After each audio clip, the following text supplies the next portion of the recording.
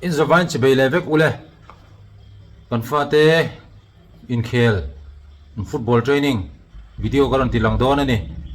midap takin video la tur den min bai sei thina in khel video te maro chu ka man lo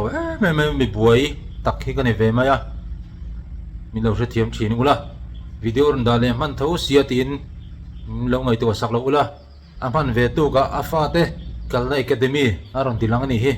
milo ti sakula bulrang to se milo thir sak vele thau don dia video kala ki alens kalau ti fai thei ngil dai maya tin kom na la ka zoom na sa duang thlapalo ni pon lo se thiam don dia le khole a top thleng milo en sakula like le comment te kha lo ti sak ve don ni o en phodang July ni nga sang ni somni panga in rini tu kania Kolasib Sports Stadium kan fate football training video la turin kan thleng phei vele hala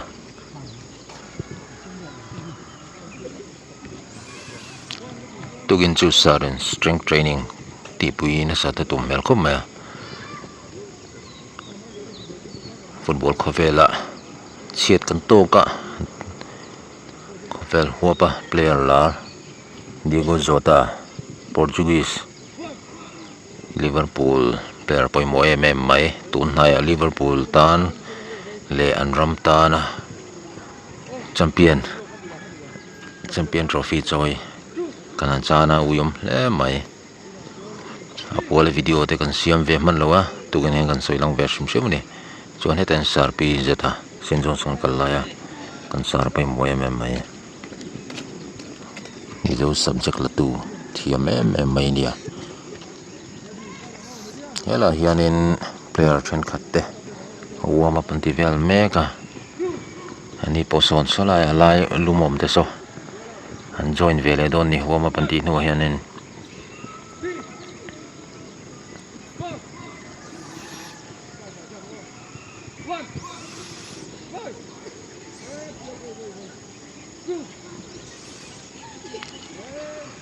number zirin position move down tur so mani one chuan ding lama an tol zewa chua chuan veilama ne 5 a chuan in zone kan spot jogging so poi mol tuk enang hi anilo awol anga hian anti ve chi chuan ha thlak lu to so sawn speed agility heta na pui vek don ni pega de thian dun an off tu kania basa trick an lan ve tho ni po media mania son kina speed speed dia chuan zuan zir bok tu zong ai tra na zon kan te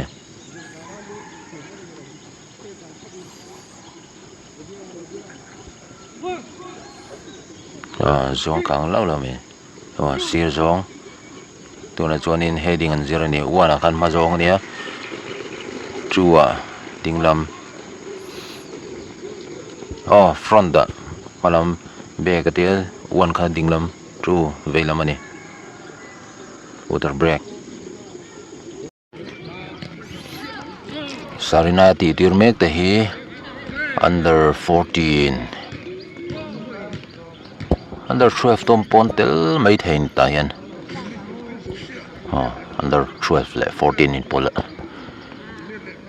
ten te pontel hialang ta hian under 10 12 14 ani hi ta hianin chuan le lampanga under 8 anoma hetemi te hi under 8 tenia under 16 kai tharte so lai sono nomboka so under 16 kai tharte anni bokani chuan under 16 a hian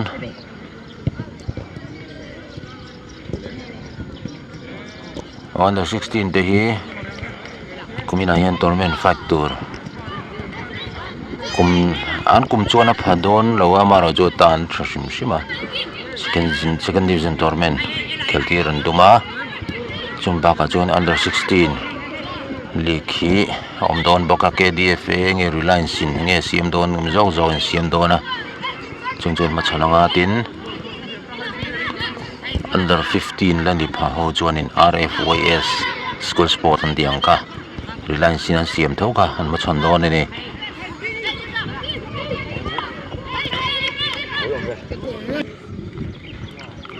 sarin pus dan tur velte an shil thale ami drill khan kalpui le don ni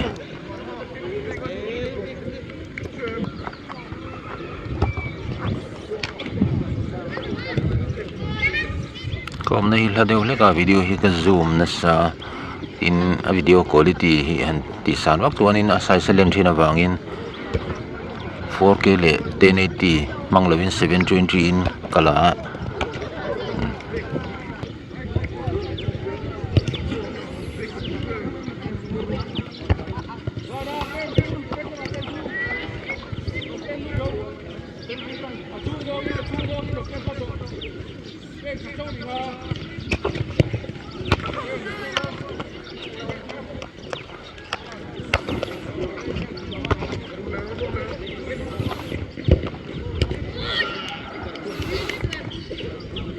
push pass so one touch zelin ani movement telapaka push pass anti hnuai busan thlang zela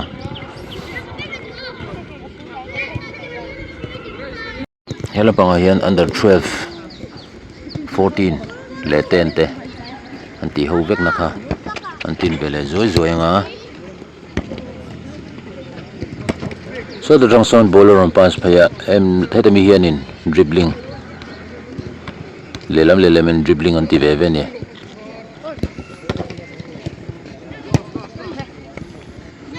ball receive apoi mo tuen ball khal thiam zirna ni bokani dribbling chu ball khal zirna apoi mo mani an khal phei le ta char mai he an kol dan hi siam thina poimo khop mai zalen ta kom tir sin an du ti tir sin siam takin an kola tisu ti lam le levin an thil ti khan en phota adik lo line siam that thina hi poimo ni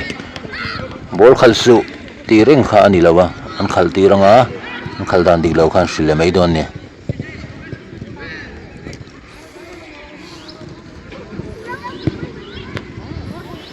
academy te pohian ziti dan hi alo thakop mai he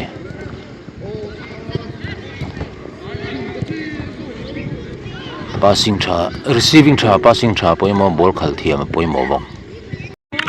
elma under 14 pel tote training kan tilong vele loka push pass movement telin chinmi kha alo tinon le ni ngai hin tinon burbur ngai thin bel hi angaya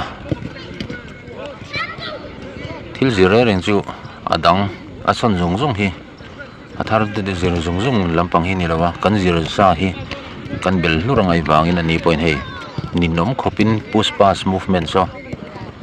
anti don ni anti rei tokin aṭanga kalahune anti huna chuanin sarten an kalpui menga chimma chu push pass movement so anti char ngai ni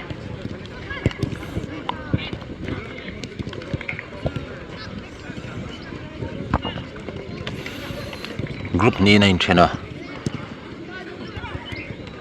group kata paruk zela no mani so group a sawn helama group omte hi ka riat kan swinga din a zayo na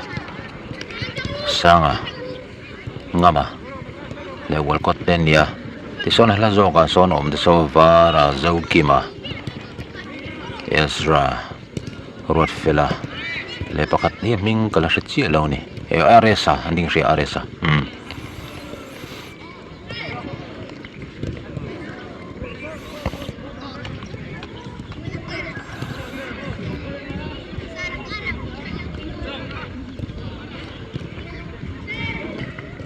omna hi hla ni ti lan aro kan kom nai la jin reti mem dikan he ti vel tangin ka zoom mo an bul nai deu won so kain thlasung deu box ya training kan ti boyang ti hlo wangin la deu teng ka zoom ani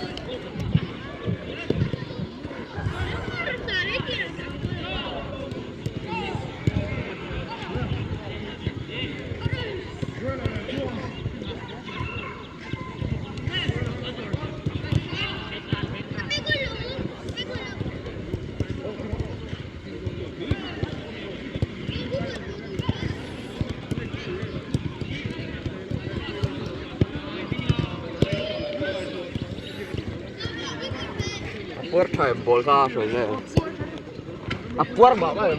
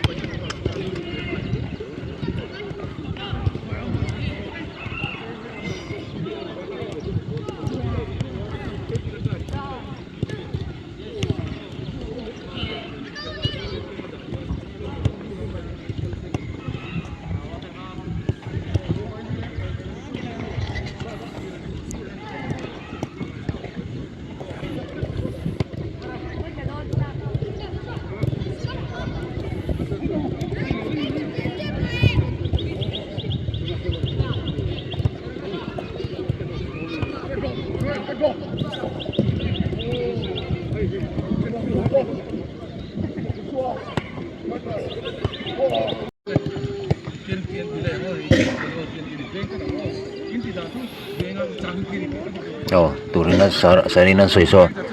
tena ball khaltu an vachu khanin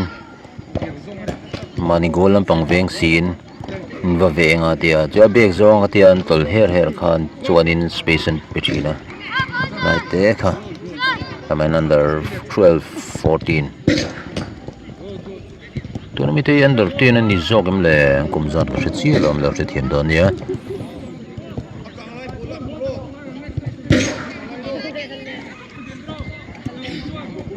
kamijil kha an tirani ani hianin lema under 8 an tin vele logang helama yan under 8 sarina lo di zirtir mek chu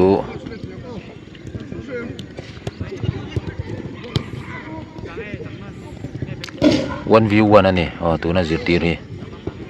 goal pakhatama keeper of safe thoru dive nalzek mai lengala under 14 chung lampang drill kan tilang lelong ya ball khal phein zira pakhatin lo delay zira bakani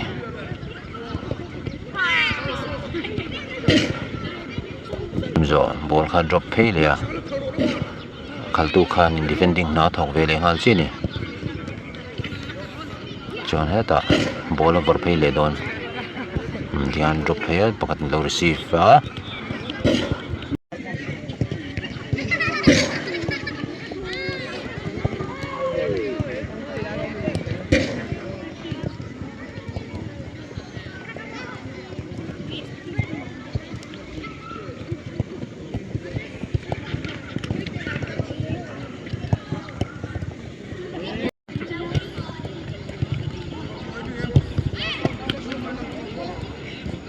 ball drop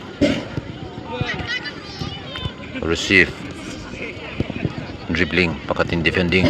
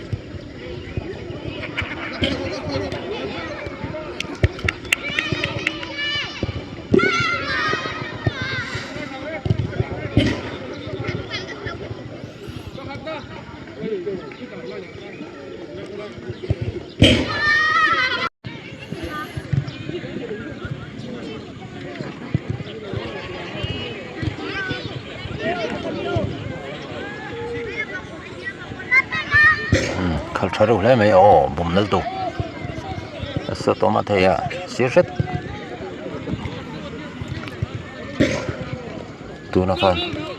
tuna khan bum wang wak theina san kasarin soi phia ball pet turanga aron ti wang wak khanin atinal ma kal doi doi chubai bum ol sampha nei kha tia bum har sana tur chuanin kalpui vak turangin langma sela ball omna lama khanom zel ro ball kha alak pheilo chuanin vain son doi doi su chu tu kha atini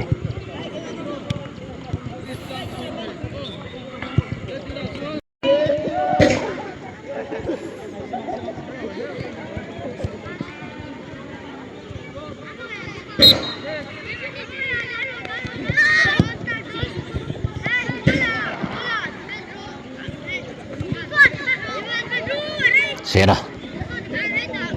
sena lu pui thakop mais ki parbon lu se thave thawa chuan te group an lut vele zola me zola chuan sat pen ne dum dum khom me chuan chu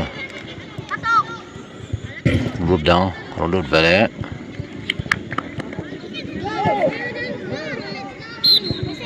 defending thako mai tu na kha ho chan lu ta group an lut vele next group from lut vele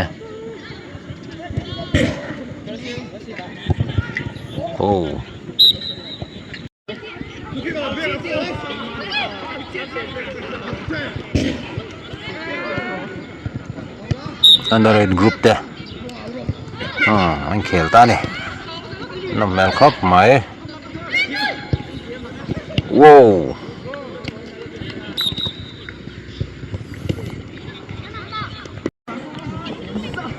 under 14 chung lampang te so sarin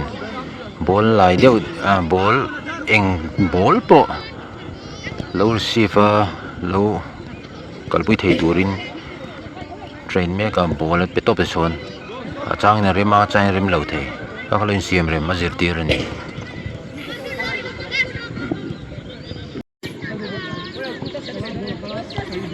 tuna hian sarin ti dan tur shile dona defender te om dan tur ka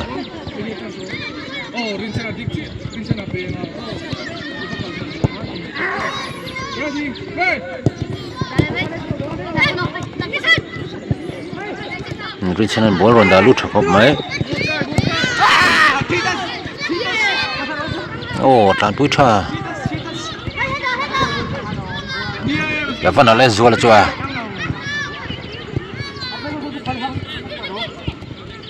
sena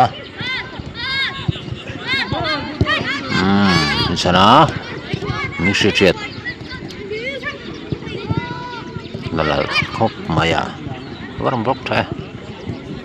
Reliance bongin chang le a sena zuala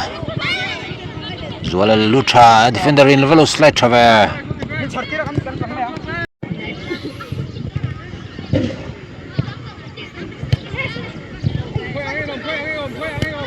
under 14 pel to te an tin pel lo ka ball drop receive ball drop ya train pa te tan lo receive sakanian mami te tan ball drop khan mami te tan ball pass thlaseu ni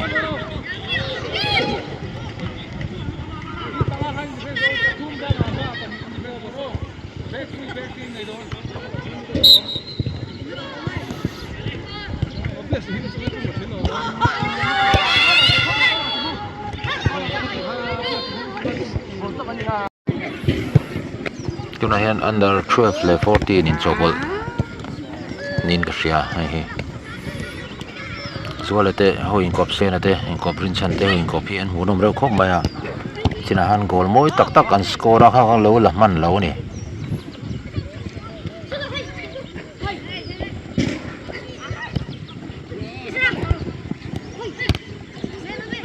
chiêu ai nó bật lấy điều này cả mà fight liền à thâu ai u bộ tiếng tur khá này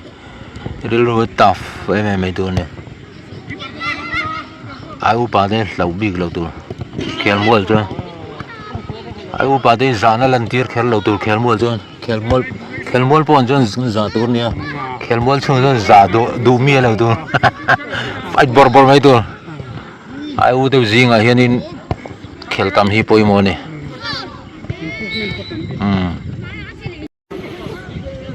under 14 pel to te an drill kal pui le tur hi enge dio han tin pe le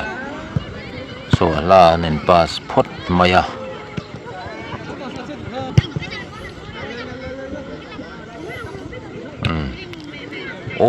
tu na chuan in a full in helai space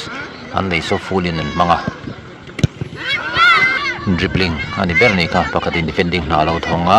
atlona khal phei an tum don le soi dik chiang shelo sar nen hen kanin lata a instruction pe gong zong so ka ba she pha mi lo ma lo soi dik lo nuai ni pon she thiam don ne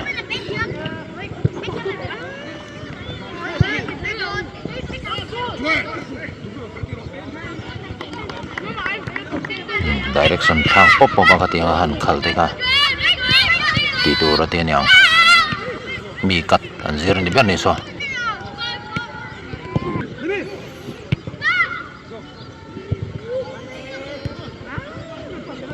bolon drop here thì cho nên ta lâu receive tu yan dribbling ở đi bên hal đó nè cắt thấy về lại cal pui vắt ngay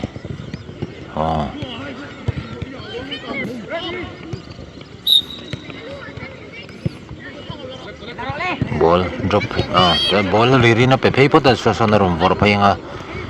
pass tu ne na non pay le nga ti chale long don saron bor phaya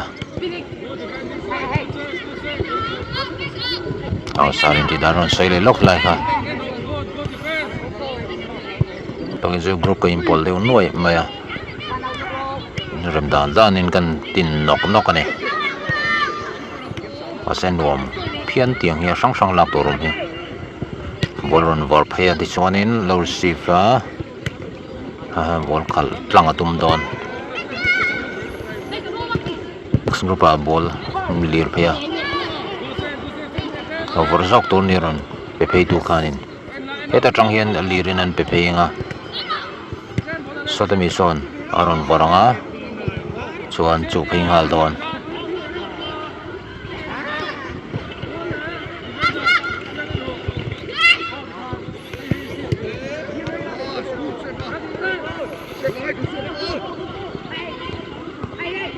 combine ni kaju habite group hi en beleang kata tuma lo khoi chapeng lai mai khoi chapeng trong cầm chumak thei kop na vara din ane chiwa din ron lale lau maya ya punishment om zela ka thana chunia seman lo ni pon toughness zirna ne zel ne an min kalo soi thlap lem lo se thiam do ne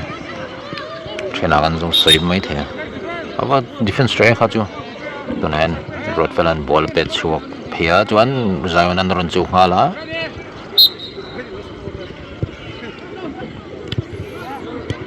rodfel la zayon te len tum ngat mai vakat give purple straight thâu mai một mai chả dâu xua dâu kim te dâu kim kata tuma van đã chọc mai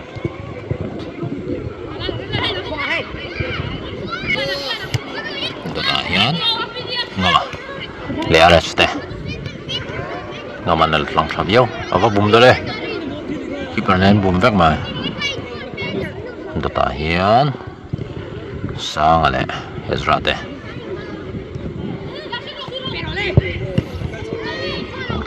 kalpuya keeper lo che thaveli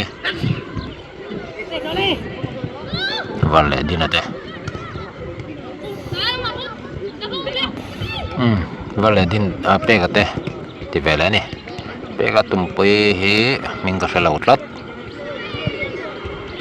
an hmuhnawm viawe tuna are phale zaunate zauna kalpui thea masare fan la venga ware fan chang vele thung zoki male zo suate zo so receiver kalpui don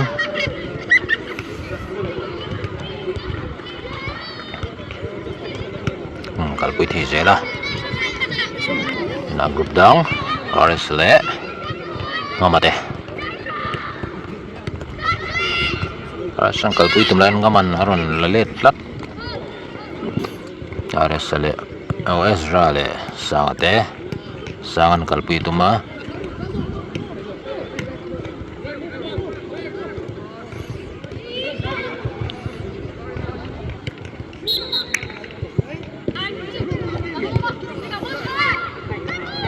par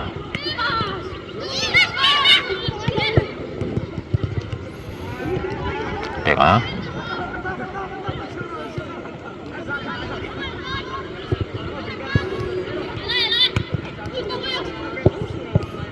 pega kalpui thea peron up thariam are pala zanate tum vela thunga are phang kalpuya ki peron up thakop mai lo chang le ya avan la hi par ha dai pain nem son nal to zo suala zo kimate zo kiman kalpui thavia ba ki peron up thavele thunga are sale ngamate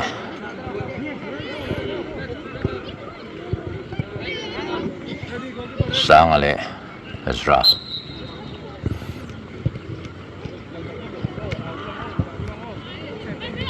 barale dina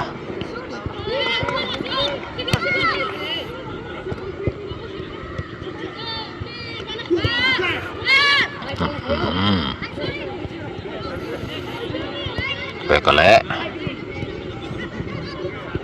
ming khelaw letlat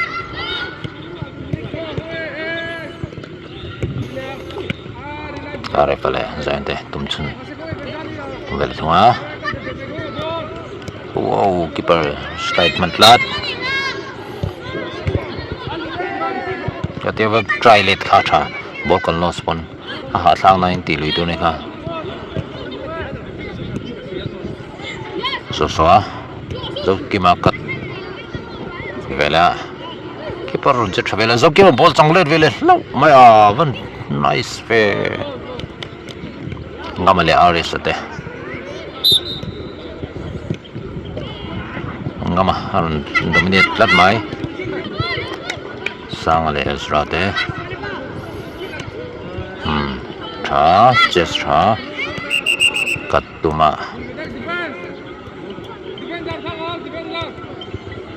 nice vele zok pegala chipa kat ke paron chevele che dinale vara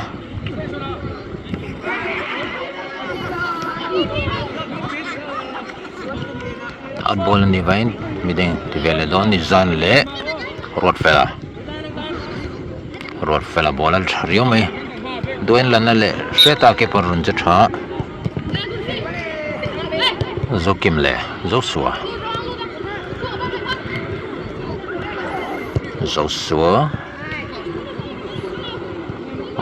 zosun chamega zokimano chua zosuna ka thei lauma asrale sangate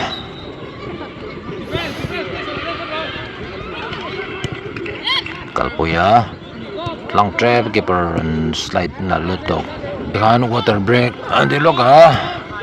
drill na kaldonim ka shelawa nga chang le loka 14 chunglamte water break ante chhung la hian under 14 le 12 Tên khel nên lấy lúc không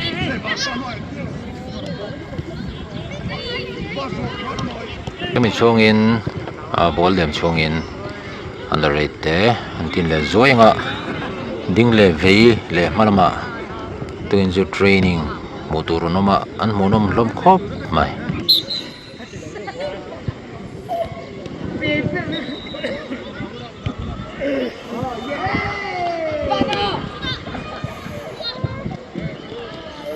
bara đánh chuông à chuông anh xin làm bị thèm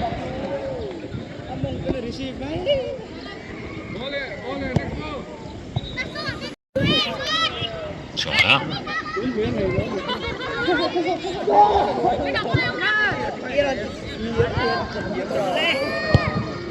vượt xe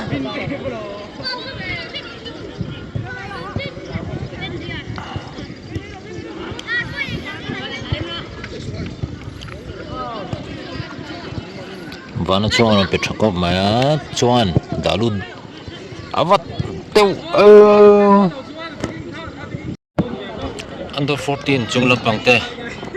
là hian lấy khel về lấy lúc đó là nỉ hi dây ngay khel nó còn chia lúc à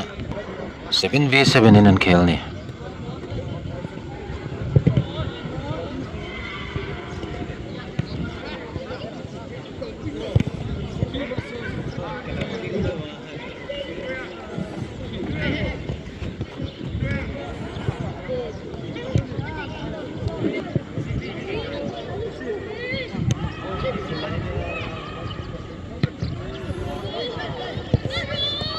bip halam bang han lo tam deu le ka niang ni khanin bip pakhatin bip a phela ein za ta chi ni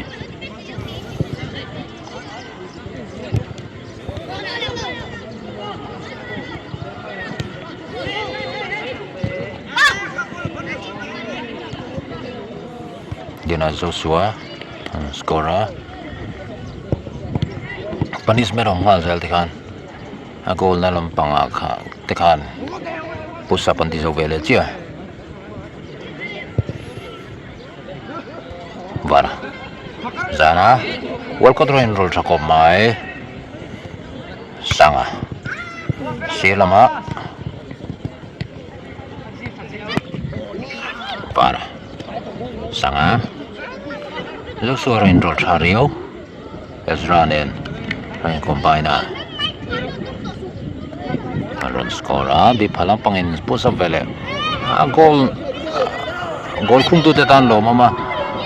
khung lo lam pang te tan po thave thoso fitness tan zel ni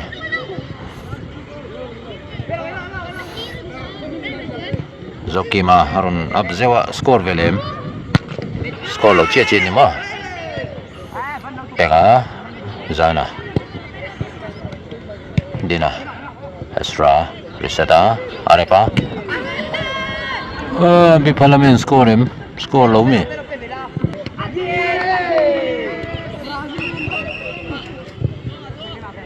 score vel thonga bi parliament chuan ni push up punishment ti vele ni fitness tanzal arepa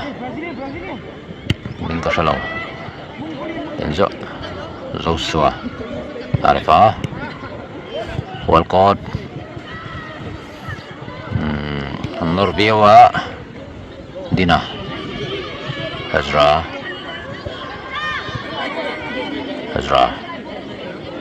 Joshua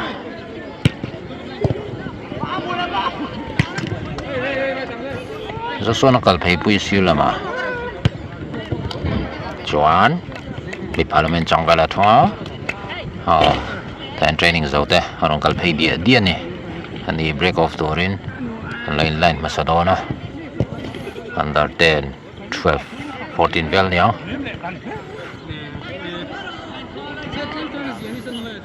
wal kadan holle zeu Joshua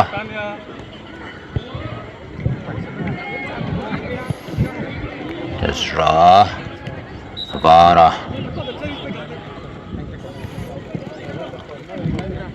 Arif Joshua Ezra Varefa Zona Ezra sira pe phes min ka sholo so leiling zo so sanga pega zaina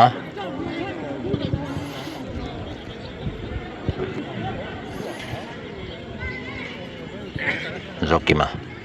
zokso pega wow banper zok veleta ani po he break off touring kalkhom vele don ni ground booking ya oma second division tournament khel tur te himzo hian in practice match oma academy lampang te training zo vele thonga kalkhom vele dona tanom khom dal to mai ni under 8 10 12 14 16 10 ya under 8 aṭanga 14 10 Reliance League khan khelenga chuna chung lampang tan hian Reliance hian an siam don em ti kheng ma kan la selawa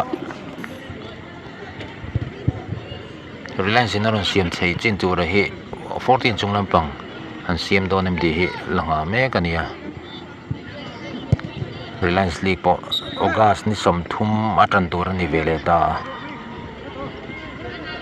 en buat saina kalma mabatian under 16 te po league khom ve don shimshima tin chinak soitong khan Kolasib United Football Academy hianin under 16 te hi second division tournament an khelanga under 16 chung lampang te khanin first division ai pet kaya chumi chu an machon vele don ani khel song song machon turum chho do ne wat la hian jersey thar po sem chuan ni vele dona maklel to kop mai jersey po anal don rong hmuhnawm boka mure ni nom lo turang chi ni do to le photong o mi lo thlir sak thina vai kan lo me